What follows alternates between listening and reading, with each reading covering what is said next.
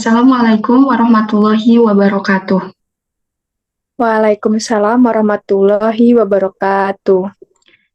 Baik, rekan-rekan semuanya, izinkan saya untuk membuka diskusi kelompok kami hari ini, yang mana mata kuliah yang akan kami bahas yaitu tentang pemahaman tentang peserta didik dan pembelajarannya.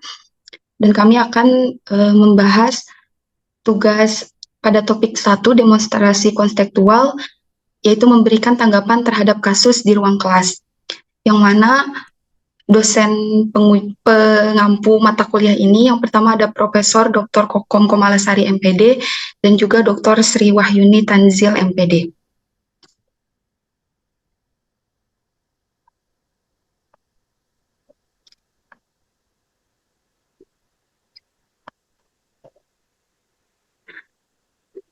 Selanjutnya, kelompok kami adalah kelompok praktikan di SMP 26 Bandung yang berisikan 3 orang. Yang pertama ada Anissa Amalia P, yang kedua ada Helen Mandasari, dan yang ketiga ada Neng Saroh Nitria, yaitu saya sendiri. Agenda diskusi di pertemuan kali ini yaitu kami akan membahas 3 kasus. Setiap anggota akan membahas 1 kasus atau 1 pembahasan, kemudian akan kami diskusikan bersama-sama. Untuk kasus pertama akan dibahas oleh Helen Mandasari. Kepada Helen dipersilahkan. Baik, Assalamualaikum warahmatullahi wabarakatuh. Waalaikumsalam warahmatullahi wabarakatuh.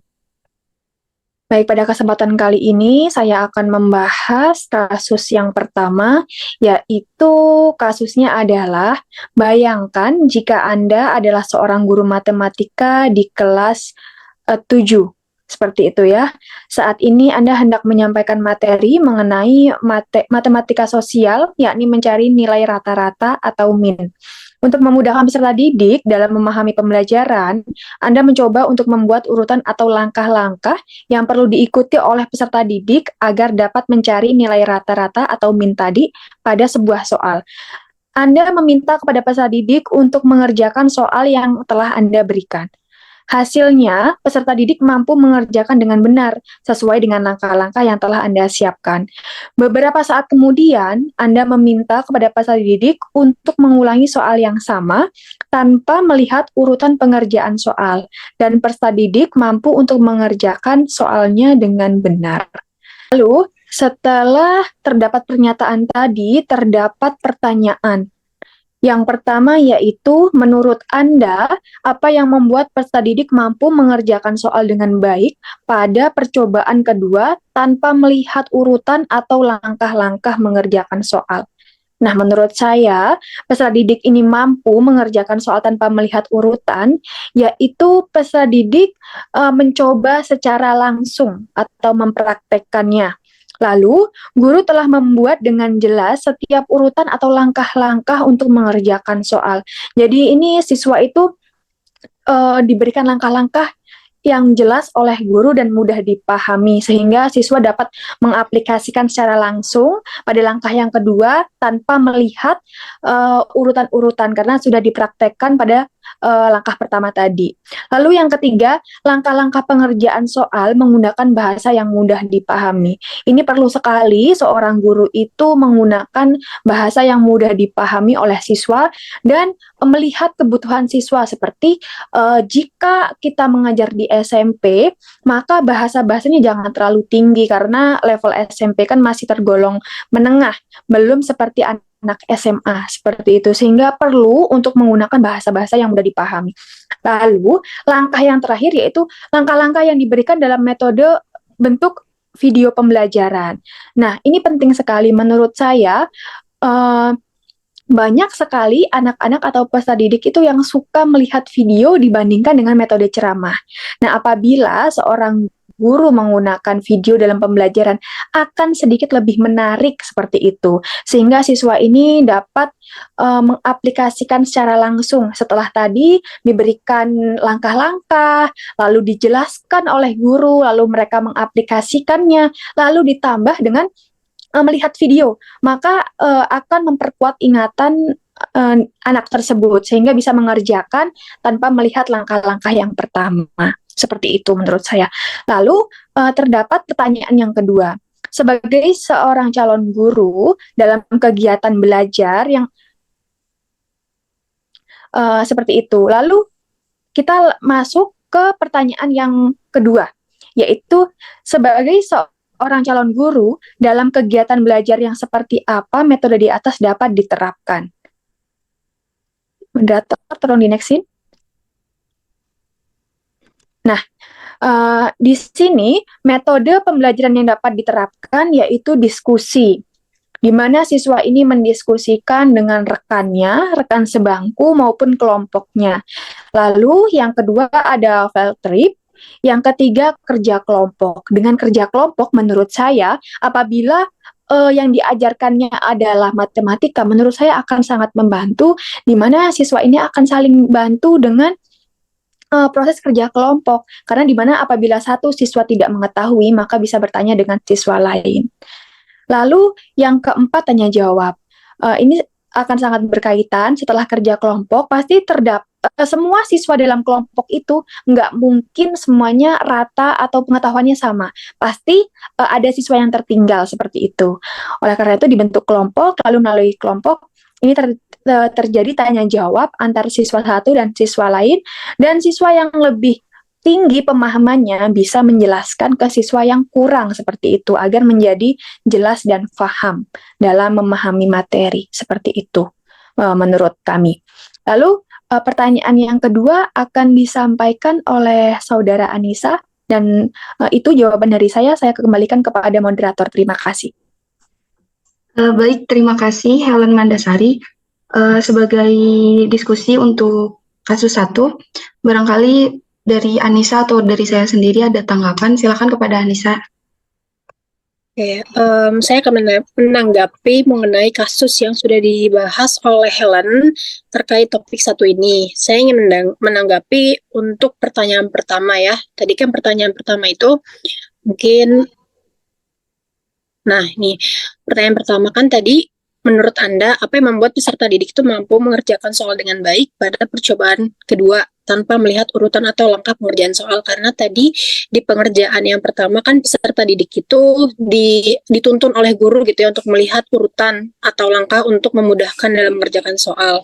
Nah, menurut saya sendiri, yang pertama, pada saat pembelajaran yang dilaksanakan pada pertemuan pertama, guru membuat skenario pembelajaran yang memudahkan peserta didik, yaitu dengan membuat urutan yang tadi sudah dijelaskan di kasusnya, atau langkah-langkah yang perlu diikuti oleh peserta didik, memberikan contoh terlebih dahulu untuk diikuti oleh peserta didik, seperti itu.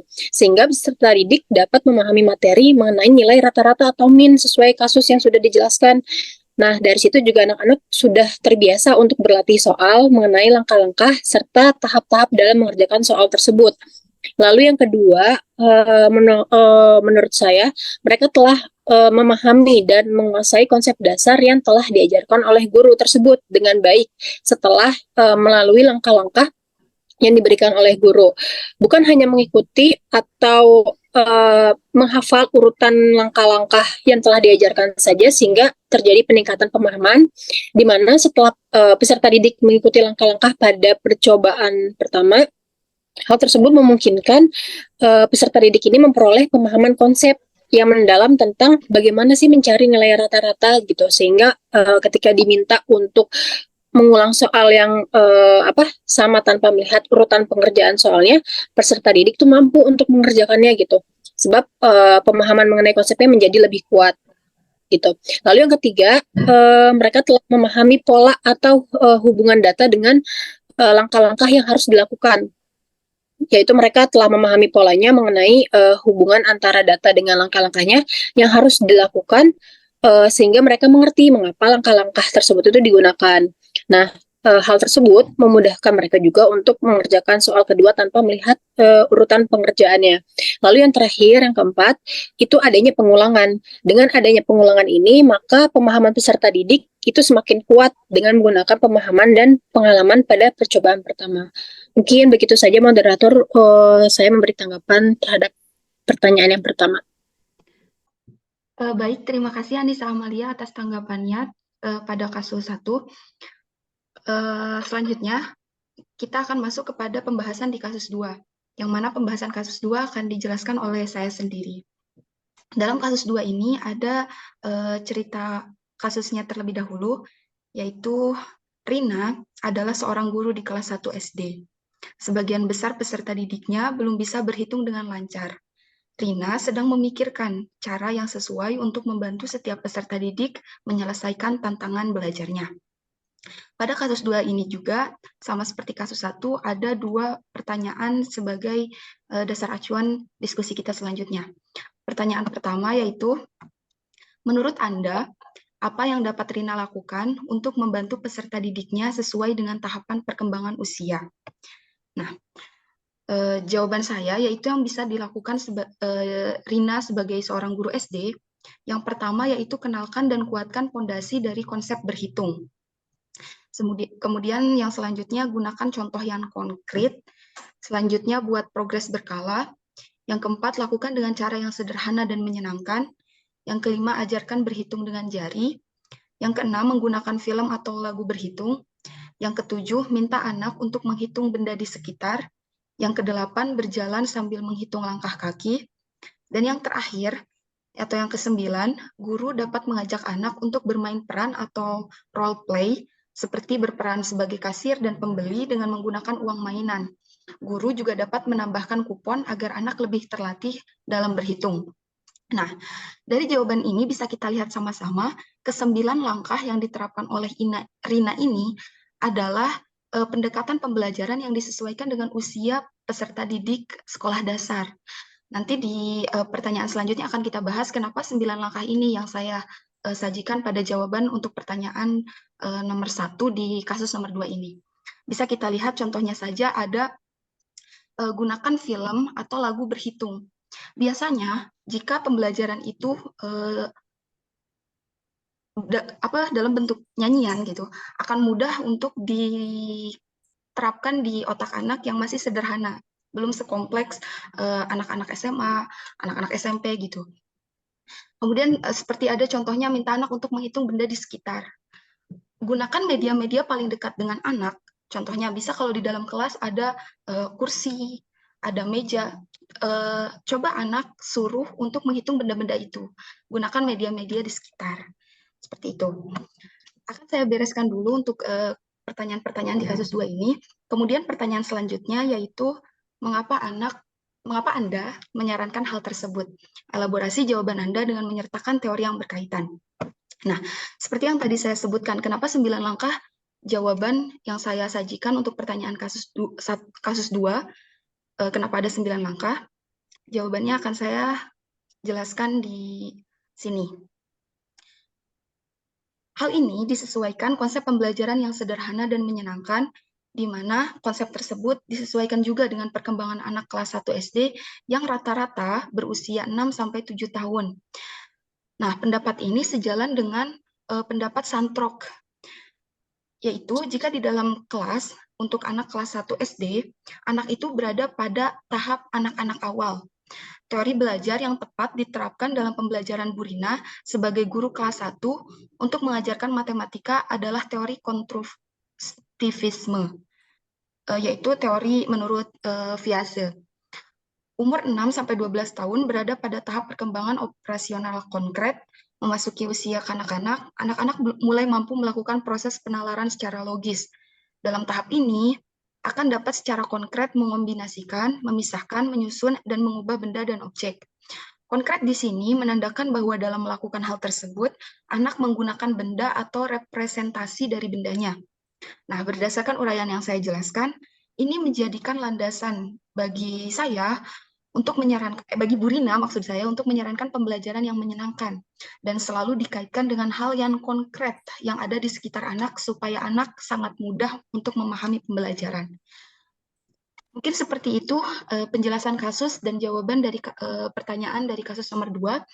Untuk diskusi kita, selanjutnya akan saya persilahkan kepada rekan-rekan, baik itu Anissa maupun Helen, untuk menanggapi.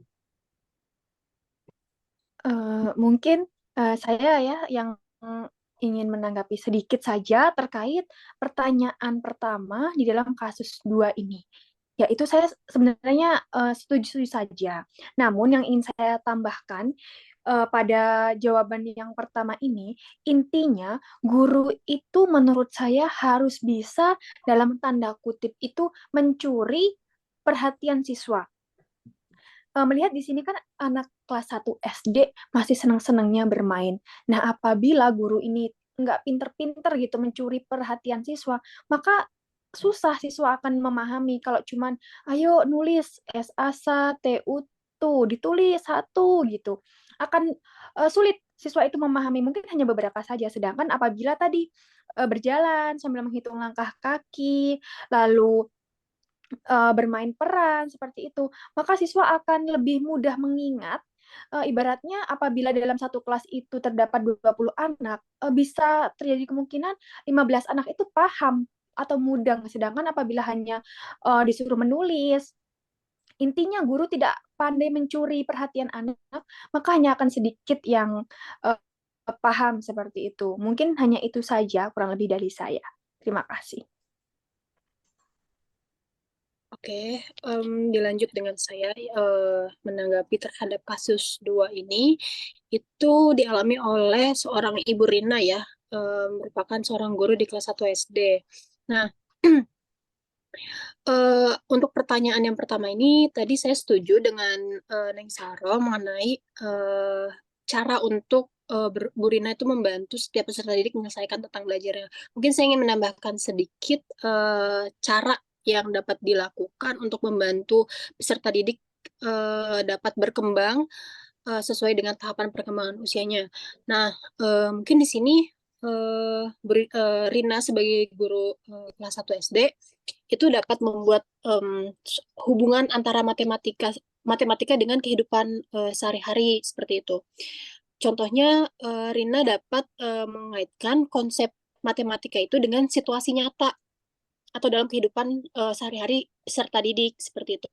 Contohnya yaitu melatih kembali eh, kemampuan siswa untuk mengenali benda-benda di sekitarnya dan belajar menghitung jumlahnya. Contohnya seperti mengajarkan cara berhitung jumlah uang dalam sebuah toko atau cara menghitung jumlah makanan dalam sebuah pesta seperti itu. Nah, hal ini akan membantu peserta didik memahami relevansi matematika dalam kehidupan sehari-hari mereka. Di mana pada tahap ini yang terjadi adalah peserta didik akan mengamati benda atau lingkungan sekitarnya seperti itu. Peserta didik dapat menyebutkan macam-macam benda dan juga jumlahnya. Nah, peserta didik dibantu menghitung jumlah dan hasil pengolahan benda dan mengucapkan jawabannya gitu. Ketika menghitung ini, Rina menunjukkan benda-benda di sekitar yang dihitung. Kemudian, Rina dapat melatih motorik halus siswa dengan cara membantu siswa untuk menuliskan angka-angka. Seperti itu. Lalu siswa juga dapat menghitung banyaknya suatu benda, baik benda yang ada di sekitar atau gambar-gambar yang biasanya seorang guru itu menyiapkan LKPD gitu. Lalu dapat dituliskan di lembar LKPD itu sendiri. Itu tambahan Eh, dari saya. Baik, terima kasih untuk tanggapannya kepada Helen Mandasari dan Anissa Amalia. Kita tutup untuk pembahasan kasus 2, selanjutnya akan masuk ke kasus terakhir di diskusi hari ini. Untuk kasus 3 akan dijelaskan oleh Anissa Amalia. Kepada Anissa Amalia dipersilahkan. Oke, baik. Terima kasih, moderator. Di sini saya akan membacakan atau membahas mengenai kasus ketiga atau kasus terakhir, yaitu kasusnya adalah Made adalah seorang guru yang mengajar di salah satu sekolah negeri di wilayah Bali. Ia mengampu mata pelajaran bahasa Indonesia. Ia hendak mengajarkan materi teks deskripsi pada peserta didiknya. Pada buku cetak yang menjadi panduannya saat mengajar, terdapat beberapa contoh teks deskripsi menceritakan tentang bangunan-bangunan pencakar langit yang ada di ibu kota. Dengan memperhatikan latar belakang setiap peserta didiknya, Made pun mencoba untuk memberikan contoh yang berbeda. Ia memberikan contoh teks deskripsi tentang pantai dan juga makanan khas di Bali. Next.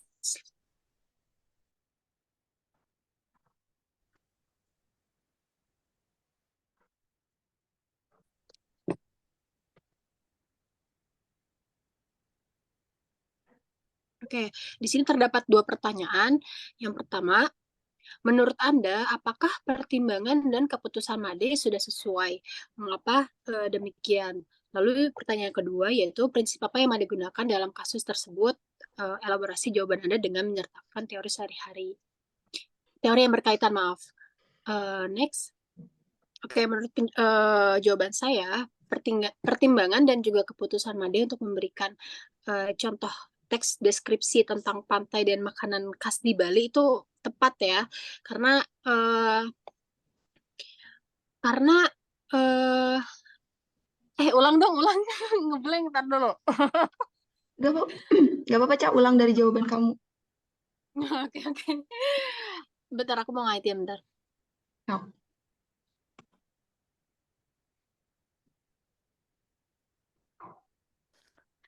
Untung nggak ada dosen.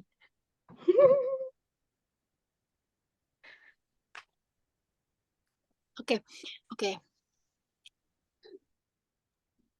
Jawab apanya dulu nih? langsung Pertanyaannya jawab, ulang atau langsung jawab? Jawabannya aja, Cak. langsung jawab. Oke, saya akan menjawab mengenai kedua pertanyaan tersebut. Nah, jawaban saya adalah pertimbangan dan keputusan Made untuk memberikan contoh teks deskripsi tentang pantai dan makanan khas di Bali itu tepat ya dengan mempertimbangkan latar belakang peserta didiknya yang berada di Bali. Made memilih topik yang lebih relevan dan dekat dengan kehidupan sehari-hari peserta didik. Sebab relevan dengan kehidupan peserta didik yang mana peserta didik ini akan lebih mudah terhubung dengan materi jika itu berkaitan dengan lingkungan dan budaya mereka sendiri karena mereka dapat mengkaitkan dengan pengalaman dan pengetahuan mereka sendiri tentang uh, apa itu Bali seperti itu. Selain itu juga dapat lebih memotivasi peserta didik untuk belajar karena membahas hal-hal yang lebih dekat dengan kesehariannya sehingga dapat meningkatkan minat dan juga keterlibatan peserta didik dalam pembelajarannya. Lalu prinsip yang sesuai yaitu prinsip yang digunakan oleh Made dalam kasus ini, Made menggunakan prinsip keterkaitan konteks lokal atau relevansi dengan peserta didik dan teori yang berkaitan menurut saya itu adalah teori belajar konstruktivisme, yaitu pandangan konstruktivistik ini mengemukakan bahwa realitas ada pada pikiran seseorang.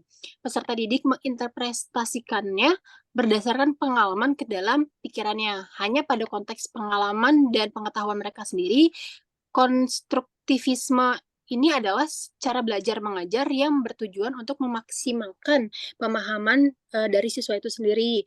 Belajar akan berlangsung lebih efektif jika siswa juga berhubungan secara langsung dengan objek yang sedang dipelajari yang ada di lingkungan sekitar mereka. Mungkin itu saja jawaban dari saya. Mungkin ada tambahan dari teman-teman yang lain. Baik, Eh, ya Mungkin silakan. ya, langsung saja. Mungkin kalau dari saya sedikit saja menambahkan, menurut saya memang sangat penting ya guru itu menyampaikan materi harus sangat kontekstual dengan keadaan di sekitarnya. Seperti tadi, Made itu kan tinggal di Bali dan di Bali itu kan jarang sekali gedung-gedung pencakar langit, maka siswa akan sulit untuk membayangkan atau memposisikan diri seperti itu. Nah, apabila tadi jika Made menggunakan contoh pantai atau makanan khas Bali yang sangat beragam itu, siswa akan lebih mudah untuk gimana ya mengamati, memahami, karena memang ya sehari-harinya siswa itu ketemu terus dengan pantai, uh, ketemu terus dengan makanan-makanan khas Bali yang sangat beragam seperti itu. Jadi memang harus sekali guru itu menyesuaikan seperti itu dengan kondisi di mana dia tinggal. Jangan sampai uh, hidupnya di desa memberikan contoh-contohnya terlalu ke kota-kotaan, siswa nggak relate seperti itulah, kurang lebih seperti itu. Terima kasih. Iya, terima kasih.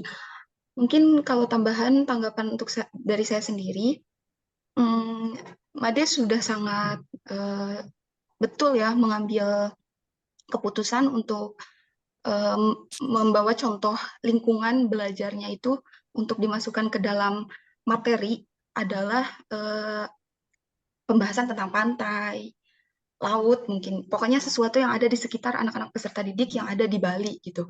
Di mana Made itu kan ngajar bahasa Indonesia dan materi yang dibelajarin itu tuh tes deskriptif. Deskriptif itu seperti yang kita tahu materinya itu bebas. Guru sangat boleh untuk memodifikasi materi apa yang sangat mampu untuk siswa terima sehingga pembelajarannya dapat terlaksana dengan maksimal.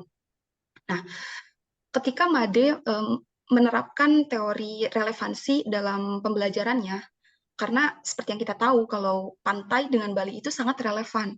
Kalau tetap mengikuti petunjuk buku teks yang diharuskan itu gedung-gedung pencakar langit semisal, tapi teori relevansi tidak diterapkan di sana.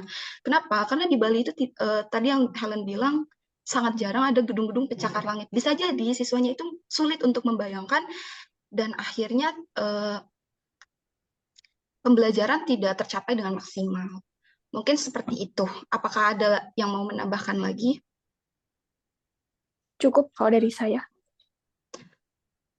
Oke, baik. Akhirnya kita ada di penghujung diskusi. 3 kasus untuk pertemuan kali ini sudah kita bahas, sudah kita uh, diskusikan dan kita tanggapi sama-sama semuanya secara lancar ya, Alhamdulillah.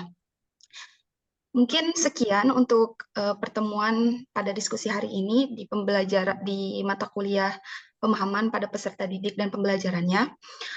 Saya sebagai moderator pamit undur diri. Semoga apa yang kita diskusikan hari ini